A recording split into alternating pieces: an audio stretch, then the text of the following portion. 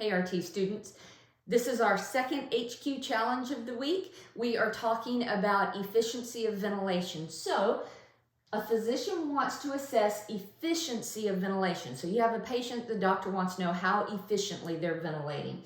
Which of the following should the RCP suggest? Well, first of all, when we look at it off of these answers, we have to ask ourselves, okay, which one tells us about ventilation? Remember, ventilation is the removal of CO2 from our bloodstream. We do that by breathing, okay? Minute volume is how we remove CO2. Minute volume is tidal volume times respiratory rate. So now I need to go through all of these and decide which one has to do with ventilation. Okay, well, obviously CO2 does. It's a removal of CO2. A to A difference, see how that's O2 on the end? That's oxygen. We're talking about CO2 removal. So B is not an option, okay? QS to QT, that stands for physiologic shunt. That is the percentage of cardiac output that is unoxygenated.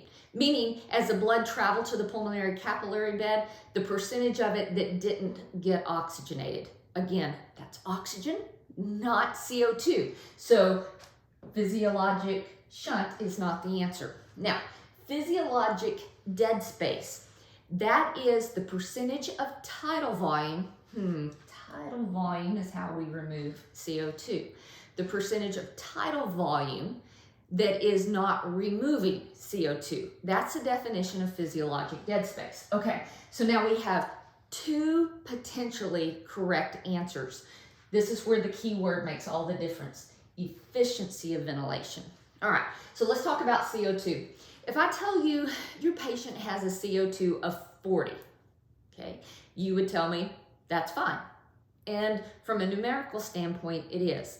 But what if I told you that your patient had a CO2 of 40, it's an adult patient, and they are breathing 60 times a minute to be at 40? Do you see that they should, if they're breathing 60 times a minute, they should be hyperventilating, okay? So this is not an efficient removal of CO2 in that regards, okay? So just CO2 alone doesn't tell us about efficiency.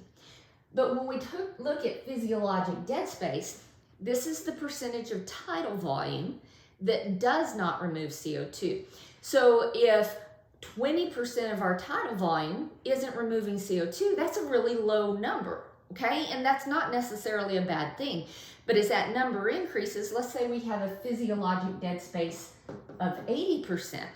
That means 80% of the inhaled tidal volume is not removing CO2. And in that case, the patient would not be ventilating efficiently. So we're looking for efficiency of ventilation, and that's going to be physiologic dead space. Hope this has helped clear a few things up. I'll see you next week.